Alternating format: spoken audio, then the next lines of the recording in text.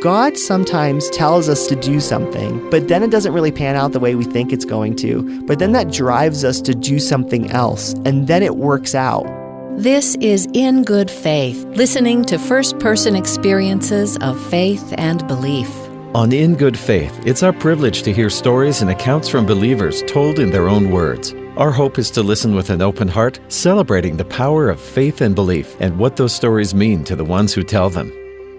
I'm speaking in good faith today with Daniel Stone. Daniel is a deacon in the Church of Jesus Christ, also known as the Bickertonites. He's a PhD candidate studying American religious history at Manchester Metropolitan University in England, and the author of a new book, William Bickerton, Forgotten Latter-day Prophet, just barely released. Daniel, two things. First, you are a U.S. citizen. You were born in Florida. That's correct. But you were studying in Manchester, and I think that's so interesting. You were there studying American religion. Yeah, that's true. It's kind of ironic. What do they have there that drew you to that program?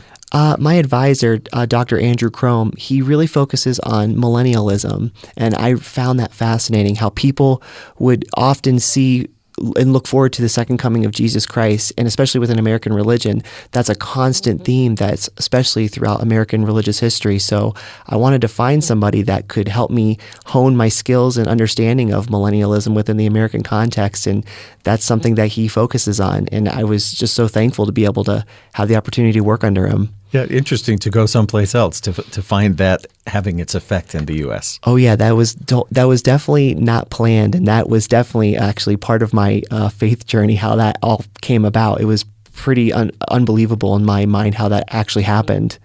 Just so people can place your denomination in history, this at the time of Joseph Smith's assassination, and then there was some question about who would lead the church, and there were different folks who came up, more than most people know, different groups that went different ways, kind of forked. I guess I'd say we're all cousins of the Latter-day Faith movement. Oh, absolutely. And so some who we know as the Mormons generally today were known as Brighamites by some of the other groups. That's who they had followed, Rigdonites, Bickertonites. But the name of the church is the Church of Jesus Christ. Right. So tell me where it's centrally located and where most of the adherents or believers are. Sure. Now it's considered the third largest Latter-day Saint church in the world. It's in 23 countries worldwide, and it's got a membership of about 23,000 people.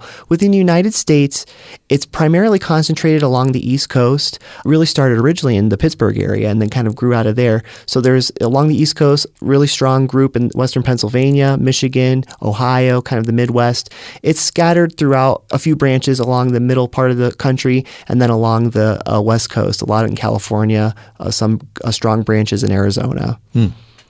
Well, that's sort of the history and a little bit of the sort of setting the table, but the meal I'm looking forward to is to invite you to tell us about personal religious experience and belief. I wonder if you'll just go right back to the beginning. What do you first remember about church or about God? The very first thought I have, or memory I have of God, is growing up, my parents would always teach me to pray, and there was always this idea that God was a friend. I never saw him as this big being that kind of ruled the earth with an iron fist. I always kind of saw this idea of God as a friend, somebody that was willing to kind of reach down to us whenever we needed him, or just a friend to talk to. So my parents were very sensitive to that, and as a child, they had taught me that. The very first memory I have of actually experiencing God is I remember my parents were shopping for a new car, and I was kind of excited because, shopping for a new car is neat. It's something new and exciting that your parents are getting. And I had this cold that was bothering me, and it was really ruining my experience. And I was in the back seat of the car as we were driving to the car dealership, and I just remember saying a little prayer to God. And it probably was so simple as to, dear God, please take away my sniffles or something like that. I was real little. And I remember instantly when I said that, my nose just stopped instantaneously from having the mucus. It completely cleared up, and my throat instantly was not scratchy anymore, and I was healed. And I was so excited. I told my parents who were driving, I'm going, Mom, Dad, I don't have the sniffles anymore. I asked God to take it away, and he did. And they just kind of looked at each other and went, Oh, wow. That's great, Daniel. A miracle in our back seat. Right? Yeah, exactly. While we're looking for a new van. So right away, you made a personal connection to God rather than looking at a church as this is a place we go. Yeah, absolutely. What was your path from there? My path from there was, well, I had these little experiences here and there, but I wanted to be a punk rocker. I was in a punk rock band, and there's nothing wrong with being in a band, but I was pretty clean. Like, I didn't do drugs. I didn't drink alcohol. I was, what people sometimes call straight edge, but I just loved just jumping on stage and being in a rock band. I loved having sarcastic lyrics that would kind of get people on the edge of their seats and go, oh my gosh, I can't believe he said that. Not really cursing, but just kind of some sarcastic, sardonic things, I would say. But after that, I was actually, what drew me closer to God was actually 11th grade American history of all the places. I had this amazing high school teacher named Mr. Worster. This is like setting the course of your life. You're still doing some version of American history. It's so weird that you would think your 11th grade history teacher would be a spiritual experience, but it was, because he was such a great teacher and it brought American history to life for me. And when I'm listening to the stories about American history, about the American Revolution, the Civil War, and certain things, I kept thinking in my head going, because I never really paid much attention in church, and I was thinking, this sounds really familiar. I could hear, you see certain themes that I would hear in American history, and sometimes we talk about religion. We talked about Joseph Smith in the class, and growing up, I remember hearing these little things that I kind of wasn't really paying attention to. So it really piqued my interest, and then that got me reading more of the Book of Mormon, which I had never really picked up. My parents got it for me. I think I was 17 years old, and that's when I kind of had this thrill of reading. I remember getting it, and I remember opening it in the back seat of our van and taking the wrapping off of it, and it was a leather-bound one, and I was just so excited, and I don't know why. It was around that time of just learning about American history, and I just felt like I had something that I couldn't wait to read. And that's where my love for American history kind of came into play, because when you read about Joseph Smith and the translation of the Book of Mormon, and even the stories of the Book of Mormon, it's all supposed to take place within the Americas. So it really drew my interest.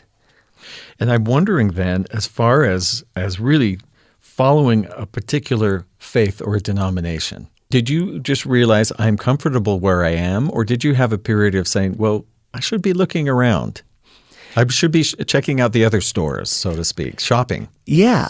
You know what? That never really crossed my mind so much, because I didn't really know where else to. It was still so open to me.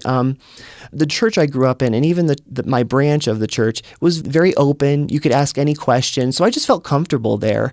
And I just kind of, like I said, had this I started growing this personal relationship with God of just looking at him as a friend. So I just kind of stayed on that path without more or less looking on the outside. And as I'm doing this, I had this real moment where I really start believing. So I was interested in the Book of Mormon just out of curiosity, interested in American history. But in college, I loved that story in the Book of Mormon of Moroni and the title of liberty. I think most people who grew up with the Book of Mormon do like that story. It's such a awesome story. He takes rips his coat and he makes this flag and he types, he writes on it, in memory of our God, our religion, our family, and such and such. So I had put that on my AOL Instant Messenger profile, which nowadays people are like, what's that? But back then, that's how we still talked. And I remember there was people that saw that in college, and they found that I believed in the Book of Mormon, and they just made fun of me ruthlessly behind my back, and I thought they were my friends. And eventually we did become friends, but they were talking about me behind my back, and it was really hard to hear what the things they were saying about me. And I actually, in that moment, because I was still so new, believing, I kind of said, you know what? Maybe this faith thing isn't really for me. And looking back on it, I go, Daniel, you're so silly. But back in that time, I really was like, I don't even want to deal with this. I want to focus on school. I won't really focus on my religion. And, I'll just keep doing what I'm doing.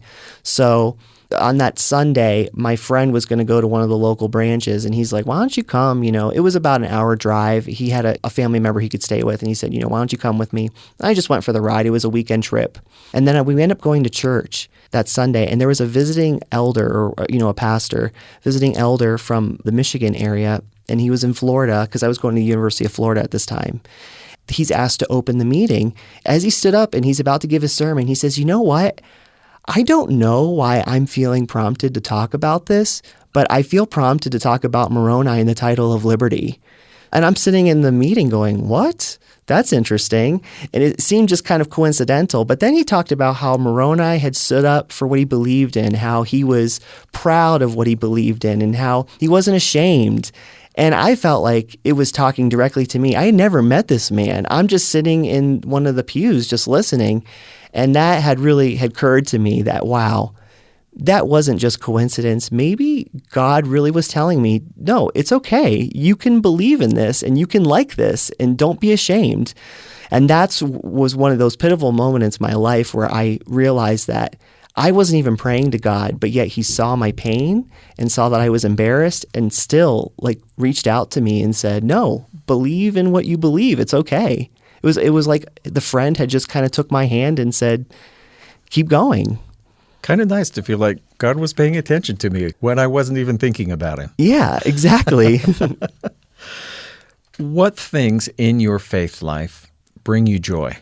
The greatest things that bring me joy, well, my little girl, Lily, she's 2.5 now. I never knew the joy that I was so afraid of having kids. Even though I wanted them, when I found out that my wife was pregnant, I was kind of like, oh man, I'm in my late 20s, she's in her early 30s. I'm going, our life, what's it going to be like? It was, are we going to have enough money? All these things are racing in my mind. But when she was born, and as she gets older, I don't know how to describe it. It's a joy that I didn't know existed.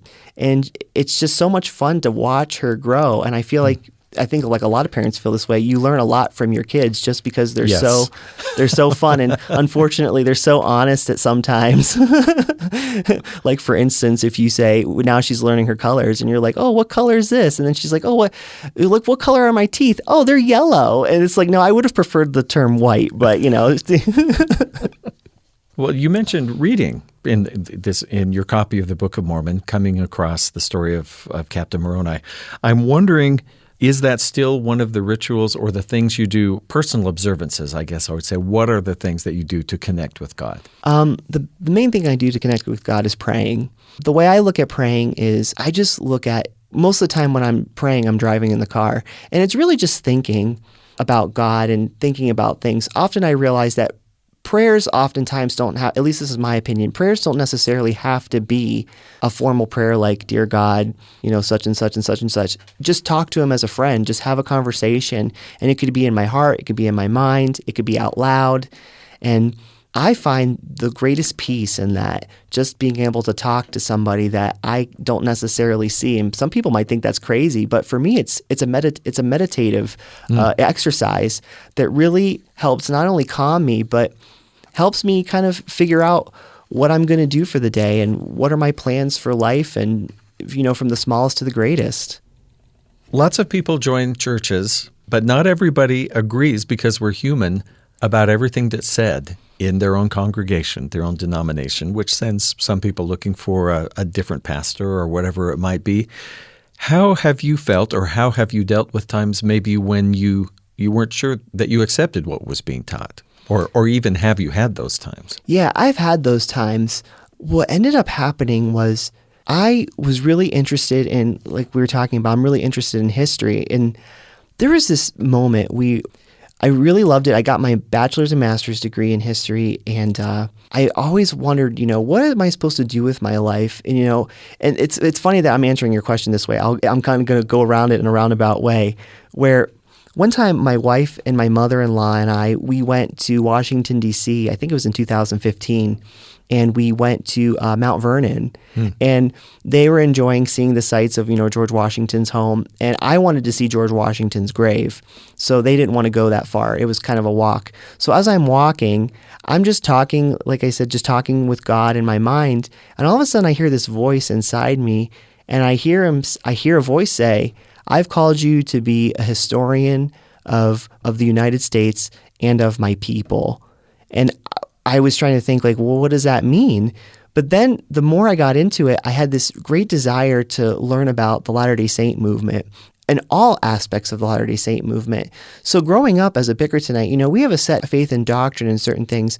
But when I started expanding and looking at the larger Latter-day Saint movement as a whole, I realized, like you were saying, that, there's a lot of cousins out there and there's a lot of similarities, but there's also differences. So I still believe in the fundamentals of what I believe, but I realize that those fundamentals are pretty much across the board. And there's other things that I kind of keep an open mind to.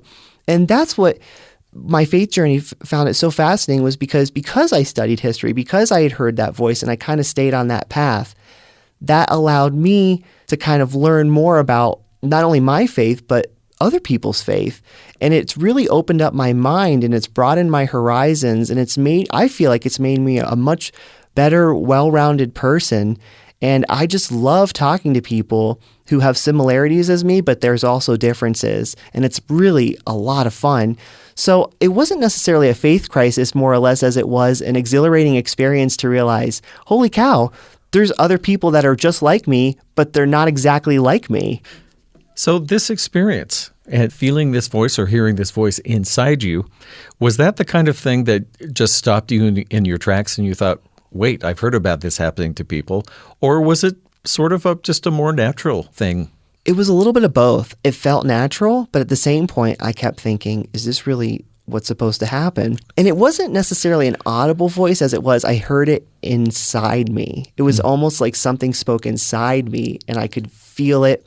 Almost like if you are, if you feel vibrations on a table, you feel the vibrations. That's how I felt and heard the voice. So it was really in my core. This is what's really interesting. So for me, going for history in the faith journey, after I got my bachelor's and my master's, I was wondering, should I go for my PhD? Because my professors were really trying to push me in that direction. But something in me kept saying, don't do it just yet. And then I really wanted to do the history. I had this feeling where I actually go and I pray and I'm saying, like, God, what do I do? This is where I'm actually having a formal prayer asking God, like, I don't know if I should go for my PhD or if I should do some writing. I feel this drive to write for whatever reason. Something in me said, do the work for me and I'll take care of the rest. So I knew that I probably should, because I kind of kept these feelings of going along this history route, I should probably start writing. And the very first thing I was drawn to was William Bickerton, because very little had been written about him. Even in my own church history books, which as I started getting more into history, there's so little written about him. And that really intrigued me as to why. Believe it or not, it wasn't until halfway through my research I had realized that William Bickerton on his deathbed asked for his story to be told. And that story was never told to anybody. It was kind of like hidden. It was almost like a cry de coeur from the grave. It was very tragic in a sense. I'm trying to be the historian. I'm trying to wear the objective hat and trying to write, even though this is my faith tradition, I'm trying to look at it completely objectively. What happened? And I'm trying to put William Bickerton as an American religious figure and within the context of American history. But when I read that, he actually asked one of the apostles before he dies, he says, when I die, I want Job 19 read at my funeral. Who reads Job at a funeral? It's one of the saddest books in the Bible. But Job 19 is a very sad story where Job is lamenting, and it's part of it says, my kinsfolk have failed, and my familiar friends have forgotten me. And another part is, oh, that my words were now written, that they are printed in a book, that they are graven with an iron pen and lead in the rock forever. And when I read that, it struck me for saying, oh my gosh, not only was he saying that he felt that he would be forgotten, but he also was crying that somebody would tell his story later because he felt as if his story would not be told. So even though I'm trying to be objective and I'm reading this, when I read that and realized that, I don't think, I was some fulfillment of prophecy or anything like that, but it was humbling to realize that you're fulfilling a dead man's wish that you didn't even know that was his wish. Yeah, you started the project even before finding that. So as you look back, the subtitle of this book, William Bickerton, Forgotten Latter-day Prophet, what is it about him that gives you a sense, or that showed that he had a sense of a prophetic calling? What I really enjoyed about William Bickerton was that he was very egalitarian. He was very much like Joseph Smith in the early Restoration, the idea that I had this experience with God and you can too. And Joseph Smith pretty much had that until the day he died. And William Bickerton kind of carries on that tradition. So there's a lot of similarities. And I have a lot of respect for both of these people as historical figures. And that's what really drew me to him. He really thought that it didn't matter who you were. It didn't matter what color you were. He thought everybody was always equal, which was really interesting. He's a coal miner in 19th century America. And he actually thinks that white people and African Americans, that they're equal in a sense. And he even gives women a lot of power within the church. So that always struck me because, most men of 19th century are not like that. So I really like that about him. And, you see elements of Joseph Smith like that as well. So it really intrigued me. I think of the Reformation and Martin Luther or any of the other groups that they would just pull a congregation out from the general church or universal church, Catholic church as it was termed. And sometimes they gathered out and sometimes they were kicked out. And so they found themselves meeting in small groups. And I have always thought, what would it be like to be in a group like that thinking, I'm forging ahead, but what about these 5 million other people who are all saying, no, we're the real deal. Yeah. And when we look at the New Testament and Jesus and calling his disciples and his apostles, and we read one of a town, two of a city, all of that, numbers don't really matter. But do you ever scratch your head and think, I am part of a fairly small denomination? Oh, absolutely. That totally crosses my mind quite a bit, especially once I got into my PhD program. So that's a perfect transition for how my faith journey kind of grew. So after I wrote the book and published it, then I thought I never wanted to get my PhD. So I had that prayer, right? And then I'm thinking that after going through the book, and I just kept thinking, I don't want it. But once I finished writing and a publisher wanted it, I'd finished it. I'd finished this job that I wanted to do. And then all of a sudden, out of nowhere, this feeling comes out of me saying, now's the time to get the PhD. That's what struck me, because now in my PhD program, that's exactly what I'm realizing. The world is a very big place, especially religiously. There's a lot of people. I mean, I'm focusing on American religion, and just within American religion, American Christianity, there are so many different denominations and splits off of these denominations, yet they all kind of have this fundamental idea, especially in 19th century America, that God is reachable, that we can obtain the miraculous, that we can actually talk with God face to face, that we can have these miraculous experiences. It's not just the Latter-day Saint movement, it's several movements. So it really broadened my horizon in a sense where, kind of getting back to what we were talking about earlier, where I'm realizing, you know what? I like learning about other religions and recognizing that, we're different, but we're also very much the same. So what ended up happening for me to go to school was, I felt, should I apply for graduate school? Should I go get my PhD? And I actually tested God. I said, okay, God, if this is really what you want me to do. This is Gideon laying out his fleece. Exactly. Exactly. Yeah. Just like to see if it's going to get damp or not. Mm-hmm. Yeah. So that's Gideon, right? Yeah. Yep. So what ends up happening is I say, God, if you really want me to do this, I'm going to ask this person who I really haven't talked to about it. I'm just going to ask them this weird question and say, have you ever thought about me going to graduate school? As a family friend? And I asked her, I said, have you ever thought about me going to get my PhD in history and maybe focus on religion? And she says, you know what? It's so funny that you would ask that, because just a week or two ago, that thought popped in my head out of nowhere when I was at work, and I actually started looking at PhD programs for you. And she goes, it was the weirdest thing. And I went, okay, that's weird. I mean, it was not what I was expecting at all. Other people keep answering your prayers for you. Yeah, basically, right. So what ends up happening is I applied to one of the universities near my house, and I had a book manuscript that was being published. I had published some other things. I had done some teaching. I thought, I might have a good shot at getting into the school, and I didn't get in. And I was heartbroken and really upset, because I'm thinking I have this experience, but it didn't pan out. So then I said, I even asked the schools, just want to know what was wrong with my application so, I can maybe improve it for next time. And they said to me, several of them said, Daniel, your application got high marks, but what you're interested in, we just don't have anybody to work with you. So I was heartbroken. I thought maybe I was wrong. Maybe I didn't hear God right. Well, then there was just this fire in me to say, no, I'm going to keep looking. So I ended up looking, going back to what you had said earlier, I found this professor or what they call lecturers in England. I found this academic. He focused on millennialism. William Bickerton was a millennialist. I thought maybe we can start correspondence. I started talking with him.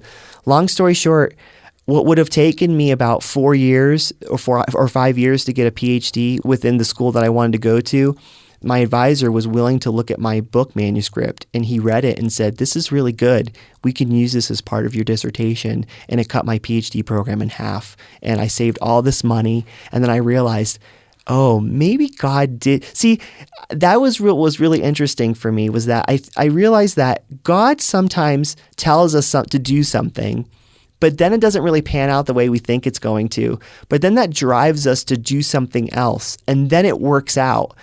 So God sometimes doesn't always give us what we're asking for right away. He kind of makes us search for it and kind of makes us have this journey that tests us in a lot of ways. And that's what I really enjoy now studying American religion, is because, like we're saying, the world is a really big place, and I'm really starting to realize that, you know what, maybe, some religions can be very exclusive, but I'm starting to recognize, you know what, we're all God's children. And even though I'm a historian, I try to be objective, I can also take that hat off and just be spiritual for a moment and just say, you know what, I really believe God loves us all, and he's willing to work with all of us. And I think he will work with all of us until his plan sees fit, where, however he wants to kind of unite us. Hopefully the big part is love, I think. And so hopefully we can figure that one out. Here's a question for you. You may not even have an answer for this, but in case you do, what answer are you waiting on from God? Or what thing do you think I'm having to have faith in? I don't know, I don't understand. Are there things like that? Oh, for sure. There's a few things. There was one thing that I had where I can say that I had the result. My dad, a couple years ago, got this weird disease called Guillain-Barré. I'd never even heard of it. Apparently, he got it from eating chicken, and the chicken had this whatever bacteria that was in it. And all of a sudden, it makes your immune system attack your body. And it's so weird. And I've never seen, my dad was a fairly healthy guy for all my life. And to see him in this, not only where things not working and his body his legs aren't working, it's attacking the nervous system basically of your body. But he had this really weird form of Guillain-Barré where it was affecting his brain. He hadn't slept for days, and he was hallucinating. He was wailing his arms all over the place. The doctors tried this first treatment on him. Once they finally figured out what it was, because they didn't know what it was at first, it took them a couple days. And then once they finally figure it out, they try the treatment that's supposed to fix it, and it doesn't work. And I could see in the doctor's eyes that they're concerned because they don't really know what to do. And they're thinking that this might be a really rare form of Guillain-Barré, and death is on the table. And I just remember, wondering if he was gonna live. And something in me said he's gonna live, but he kept getting worse. In the middle of the night, I have a friend of the family I called, and he was able to kind of stay up with me. And my dad's flailing his arms. They're trying to tie him down, and he would come out of the ties and was flailing his arms. He couldn't sleep. He would always be in this weird twilight stage where he wasn't really awake, but he wasn't really asleep, and he would just not stop moving. And I really, really thought maybe he is going to die, even though I had this feeling that he wasn't, or I was told that. And I audibly out loud, because my dad was just going crazy and we couldn't hold him down. My dad's a pretty strong guy, especially with his arms. You can't hold him down. And I said, "God, where are you?" And my dad, who's mumbling and he's just not saying anything. It's all nonsense. Very clearly and quietly says, "He's already taken care of it." And then he starts flailing his arms and mumbling Your again. dad says this? Yeah, audibly. And the friend of the family saw that. And it was not too long after that he finally fell asleep after days of not sleeping. And then he slept for 10 hours. And when he woke up, he was back in his right mind again. And then the doctors were able to kind of figure out a treatment, and he came out of it. And I felt so ashamed because I felt like, I had to cry out to God, "Where are you?" And then my father in his sickness had to say, "Hey, he's already taken care of it." And then I said to God, "I'm sorry." And I heard this voice say to me, "I'm teaching you to see with your spiritual eyes and not your natural eyes." And boy, because what you were seeing was not agreeing with what you had felt. No. And so in life, even though there are some things even now that I still sometimes wonder, did God really want me to do that? Or was that really the right idea? But now I sometimes have to remind myself, and believe me, my wife can tell you, she's the one reminding me often to sometimes see with my spiritual eyes and not my natural eyes, that, sometimes we really do have to follow our heart in life. And I'm realizing that sometimes it's worth taking the risk, and it's okay being wrong, because if you're following your heart, you're always doing what you feel is right. Sometimes I'm realizing that maybe that is seeing with your spiritual eyes. Maybe that's what God was trying to tell me. Follow what your heart is telling you to do, not what your mind is telling you to do. The reality sometimes can seem so dark, but if there's hope, there's a way. I mentioned that you're a deacon in the Church of Jesus Christ. What does that mean, to be a deacon? Basically, my job as a deacon is to love the members, or at least that's how I interpret it. There's some other things we're supposed to do. We're supposed to make sure that during the meeting, the membership is comfortable during the service. We're supposed to go visit the sick. But I don't really like to follow those traditional roles as a deacon, even though, of course, those are important things, especially with, like I said, studying history. And because I studied history and because I'm going to graduate school, I'm able to travel and talk to people that aren't, and studying other religious traditions that aren't mine. I'm able to talk to other people. And I feel like that's been my calling as a deacon, in a sense, just to learn into that idea of loving people. I love talking to people and learning about them and seeing what they have to say about their religions. And I feel like, in a weird way, I'm fulfilling that calling. I don't know, some people might disagree with me on that, but at least for my personal journey, I feel like that's what I'm supposed to do.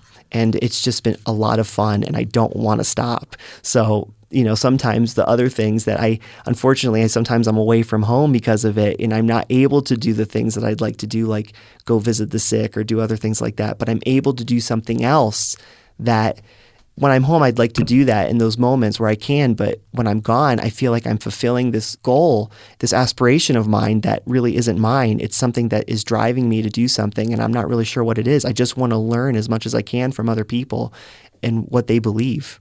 Well, you said having fun and not wanting to stop. That pretty much describes this conversation for me. Oh, thanks. Our time is drawing to a close here. Daniel Stone, I mentioned, a deacon in the Church of Jesus Christ, sometimes known as the Bickertonites, a PhD candidate studying American religious history at Manchester Metropolitan University in England, and the author of the new book, William Bickerton, Forgotten Latter-day Prophet.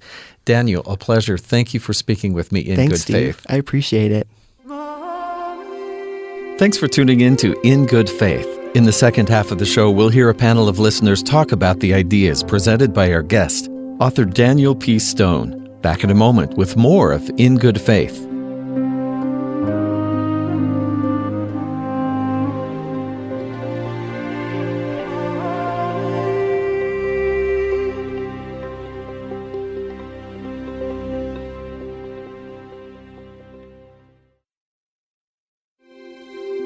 This is In Good Faith, listening to first-person accounts and stories of faith and belief. Have you ever felt guided to do something, and then the obstacles you faced made you wonder if it really was inspiration? And what destination or realization would make a challenging spiritual journey worth the effort? We invited a group of people to listen to our guest and then respond. Barbara Morgan Gardner is a religion professor at Brigham Young University. She married Dustin Gardner 2 years ago and is still giddy. She loves to travel, mostly for the people, also for great sights and food. Andrew Woolston is a native Texan from Houston who works as a software developer at Chatbooks. Teresa Raymond is the closed captioning coordinator for BYU Broadcasting. She loves her family, reading, and researching strange facts on Google. Sam Payne taught religion to high school students for 12 years. Today he tells stories on stage and on the radio and collects toy robots. Sure. So I am so excited to have heard Daniel Stone's interview and to be participating with him. He has become a dear friend of mine as I've gotten to know him working with Interfaith Outreach. He is a splendid person and a very wise and astute student and a phenomenal teacher. One of the things that Daniel said that I really feel close to with Daniel especially is he mentioned that he loves talking to people and learning about them. And he mentioned that was part of his personal journey. And he wants to learn as much about people as he can. And in learning about other people, he learns more about God and also about himself.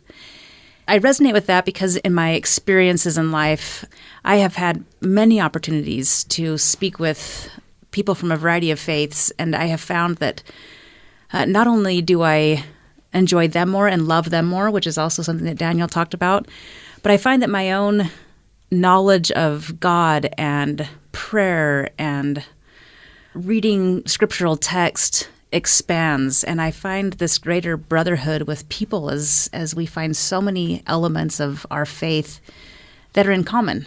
I appreciated Daniel sharing that, and I find that that is something with me that I appreciate so much, is recognizing how much we have in common as believers in of God, and that God does know us, and that he does care for us, and that he is real, and that we are related as members of the family in a sense. Yeah, there's a real sense throughout the conversation with Daniel, there's a real sense that he's very comfortable.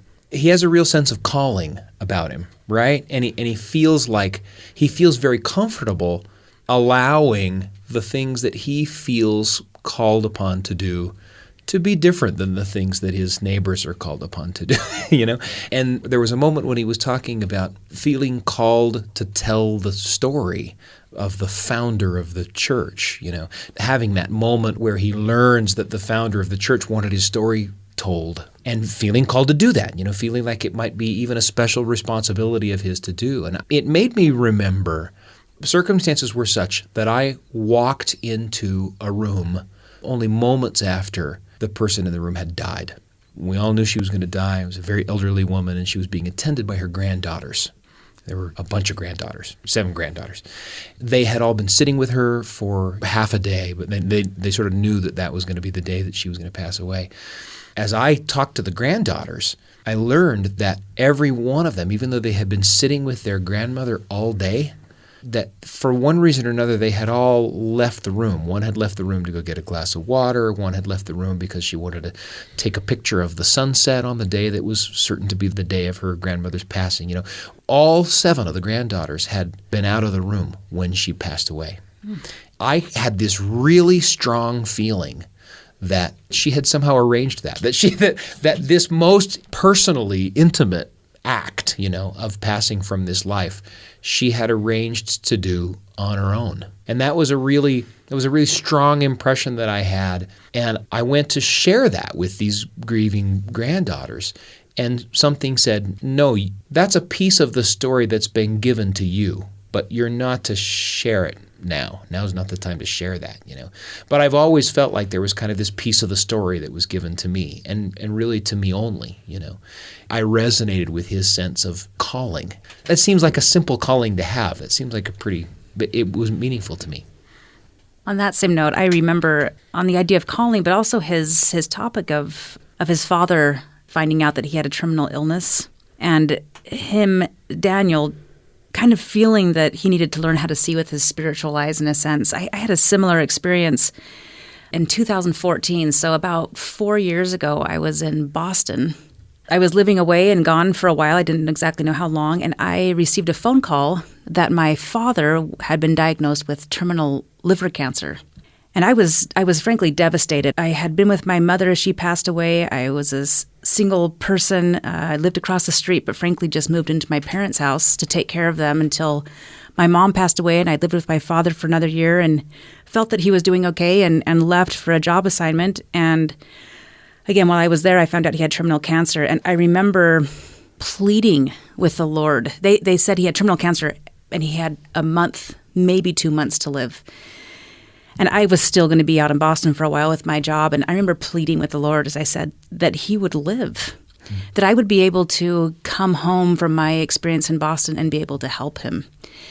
And it was very, very difficult, very stressful, and frankly, for me, very painful. And I, like Daniel, I don't know that it was a voice, but it was a definite feeling, as he kind of states. I don't even know how to put that into words, but it was a clear answer that God had already saved my father's life, that he actually was going to die eventually, but that my prayer had already been answered.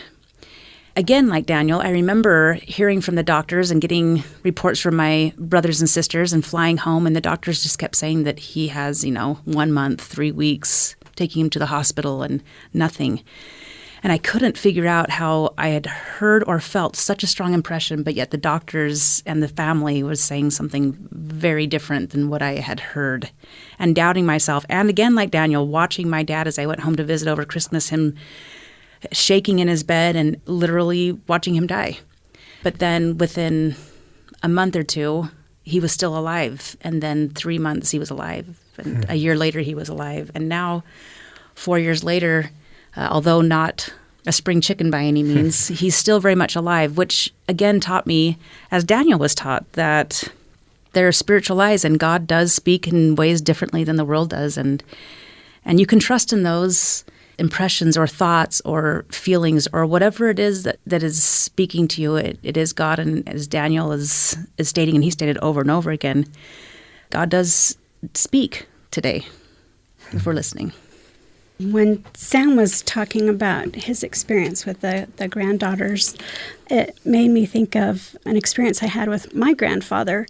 He was dying of cancer, and this was down in California, and my mother and I had both gone down to California to be with him. And my mom wanted some, moral support to be there. My mom and I have different faith belief systems.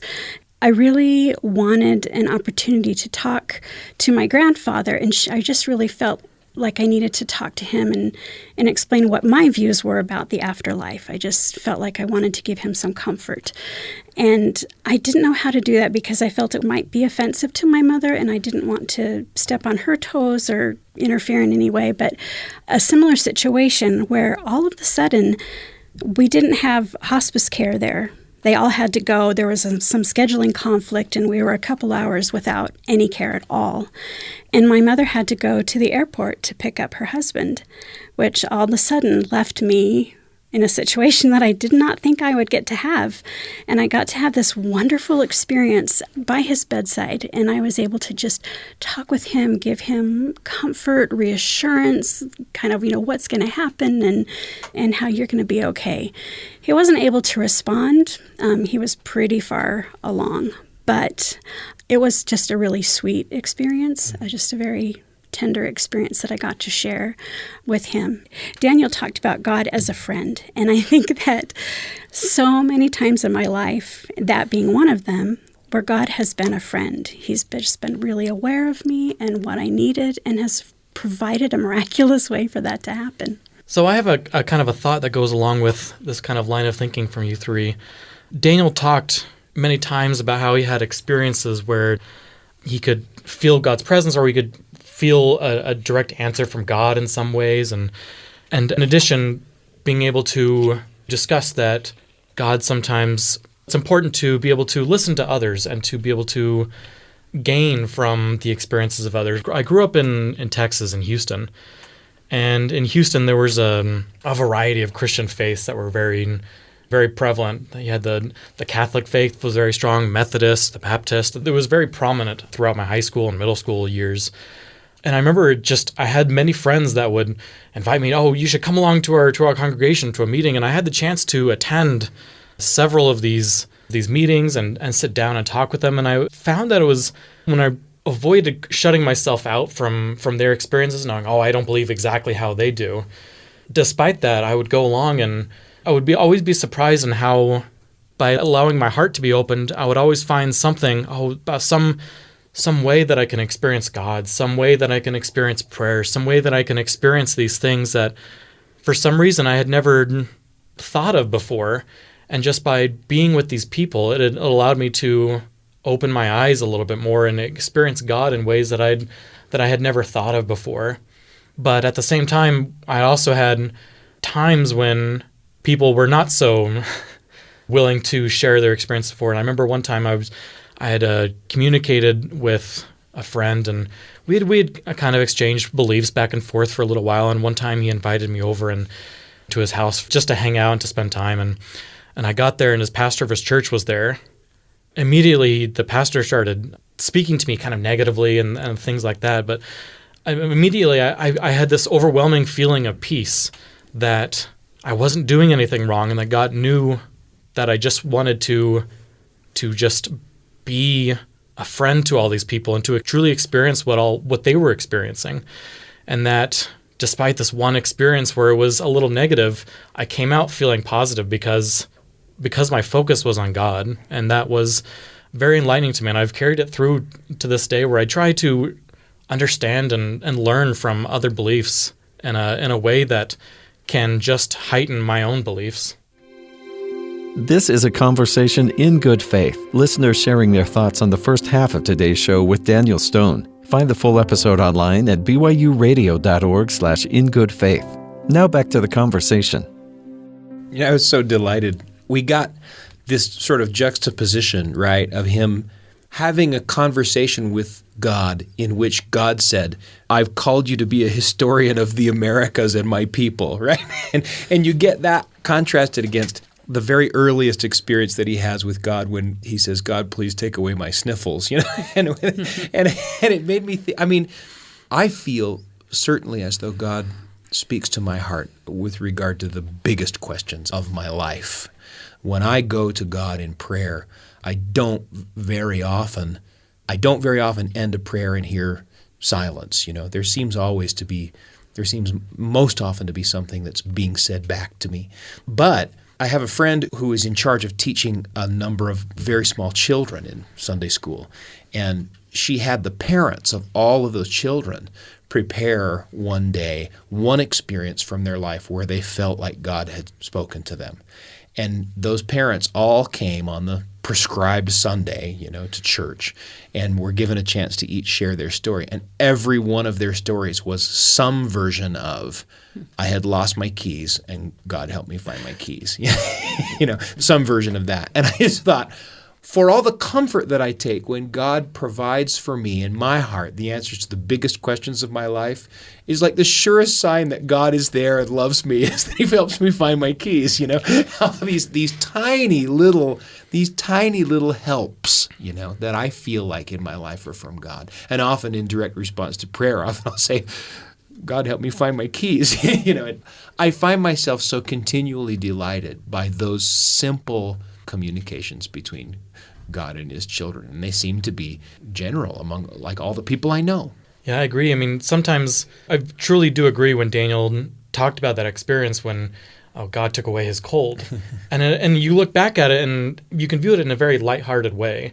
But on a deeper level, I do believe that God understands the needs of all of us. And sometimes what we personally see as a dire situation, losing our keys, having a cold, God understands those needs of all of us. In a special way, he's able to come down to our level and take care of us at our very ungodlike level. I had an experience which, kind of like the sniffles, can be seen very lighthearted. If you want to cut this later, feel free to do so. But I was a teacher at a school that was really close to me, so I walked to school every day. As I was walking down the street, I just felt this impression step off the sidewalk. So I did. And immediately a bird dropped a little present from the sky, and it landed on the sidewalk right where I had been. I'm like, okay, that was why I had to get off the sidewalk. So I got back on the sidewalk and continued on to school. And while that is kind of a silly story because of what happened, I ponder about that and, how kind was God? That wouldn't have ruined my life. I wouldn't have lost my job. Nothing horrid would have happened. It just would have been unpleasant. But he took the time to take care of me in that little thing.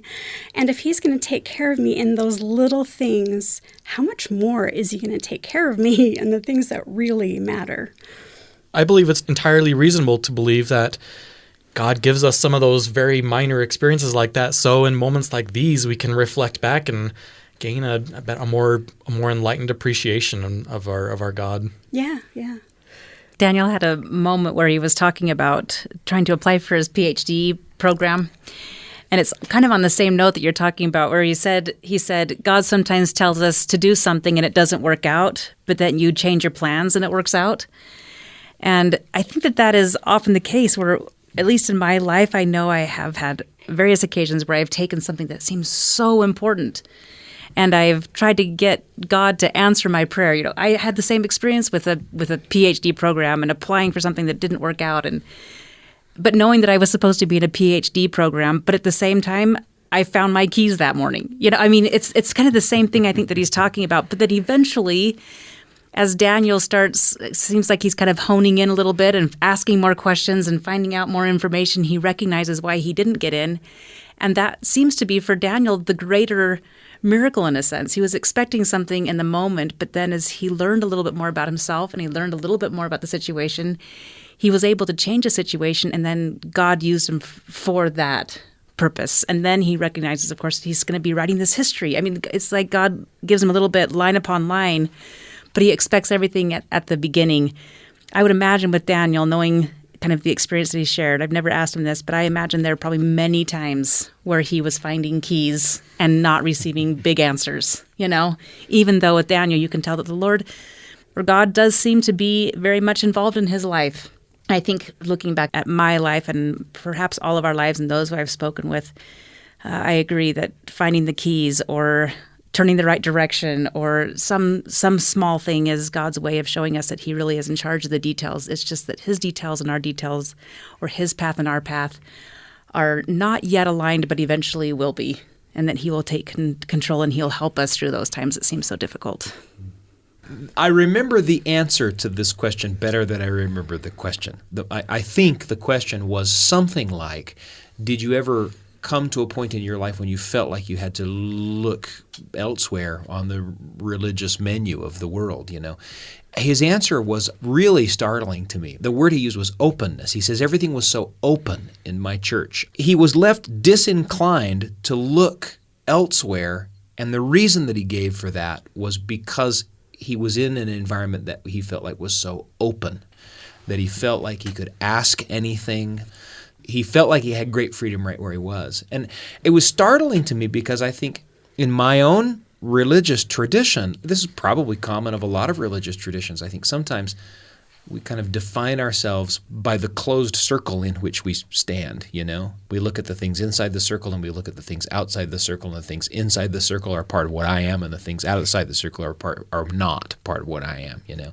And this notion of the effect of openness being that it left him disinclined to look elsewhere was really startling to me. That's something I'm going to carry with me, I think.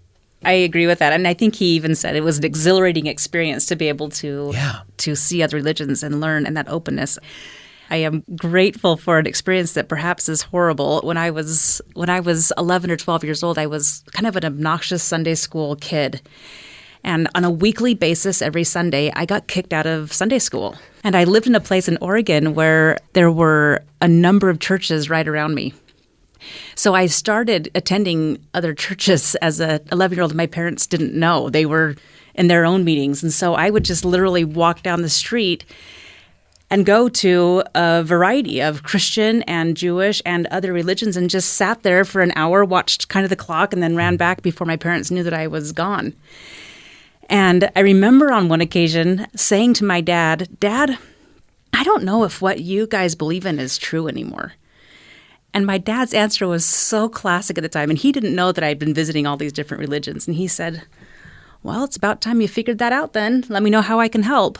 And I remember thinking as a kid, he's leaving it to me? I mean, doesn't he know? And as an adult, I realize now, had he said something to the effect of, well, this is the only way and you need to follow this pattern, I probably would have rebelled because I had already visited all these churches without them knowing.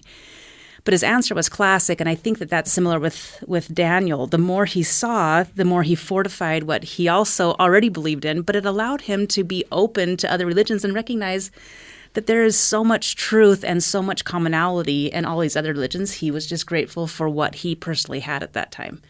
For me, I think it's critical as we look at other religions, even in our own religion, is that we see the good everywhere, and we find that exhilarating. We find that fun. But at the same time, we are trying to learn a little bit more also about who we are, and hopefully that'll strengthen other people as we become more fortified in our faith.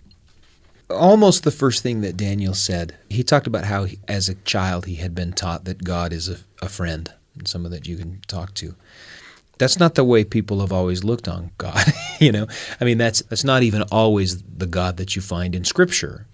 It made me think about that wrestle, to discover whether your ideas about God say a lot about what God actually is or whether they say more about you. I read an article years ago that has stuck with me about paintings of Jesus. And the person who wrote the article was an artist himself and was talking about how paintings of Jesus have tended always to be of the cultural ideal of what guys should be like, And sometimes you see these muscular, physically strong portrayals of Jesus, and sometimes you see these softer and tender portrayals of Jesus, always kind of in lockstep with what the ideal for human people is, It made me kind of prioritize in my own kind of belief this sort of search, this kind of constant wondering if when I'm looking at God, whether I'm just kind of creating a God that has a lot of characteristics that I want God to have, or if I'm really looking at the way that God is working in my life and allowing him to have the characteristics that he in fact has, And I thought about that. I thought about the friend that Daniel has seemed to discover in God as he displays this characteristic of conversing with God, I thought that was very lovely. I remember as a child on that same note, probably five years old in first grade, kindergarten or first grade, and we were babysitting a friend of mine. We babysat him for a few years. And we were standing in the backyard of our home again in Oregon, and we were in this little corner by these arborvitae bushes. And I remember looking up with him into the sky, and there were clouds all around. And I don't remember why we got on this topic, but I remember my little friend saying, I think God is all around us right now. And I remember thinking, that is so cool. And then he kind of went on to explain what he felt about God and how he imagined God. And then I remember saying, yeah, I think God's here too. And then he said, well, what do you think God's like? And we were just five or six. And I remember saying, I think God's kind of like my dad. He's just kind and friendly and loving, and he cares about us.